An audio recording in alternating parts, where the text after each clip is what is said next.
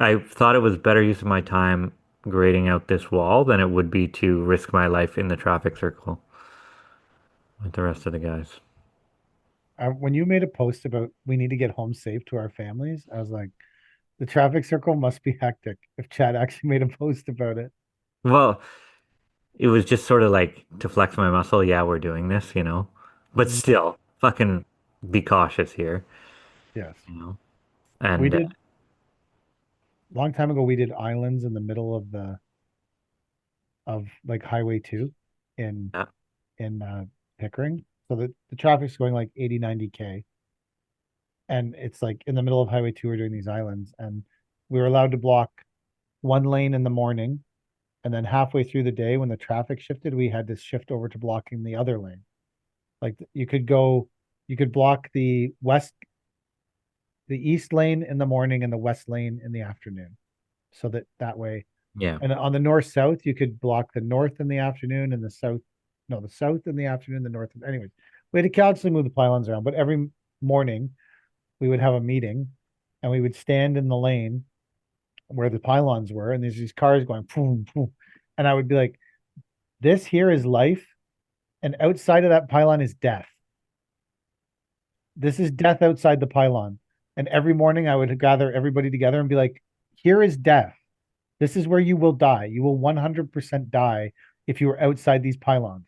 So you need to be conscious constantly of not taking a step outside the pylons where the death is. yeah. And then Because we were, it's so sorry, easy to forget like that you're that close to it, right? Because your head's down, you're working.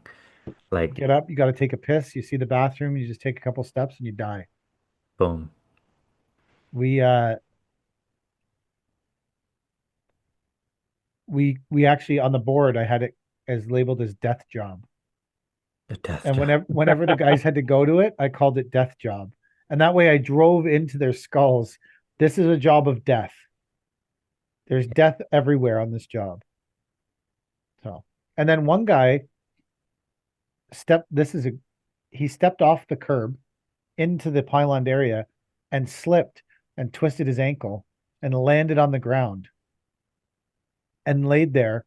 And then no one knew what to do. So they eventually ran through all, because we were all working on different islands, ran and got me. And by the time I got there, I'm like, well, did someone like call 911?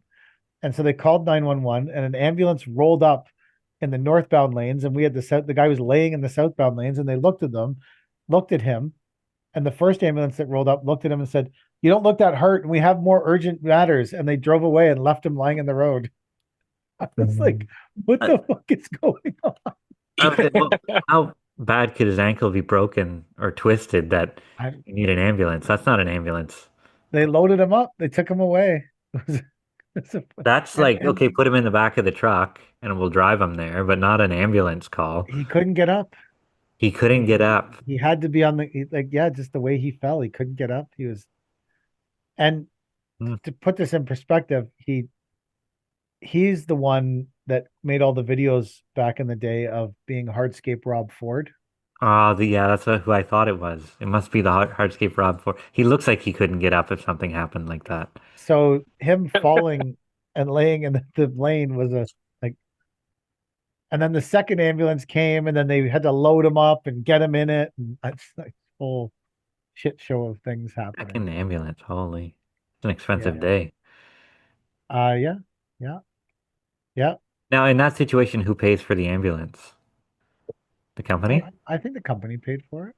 I'm not Did they 100% pay for sure. both ambulances?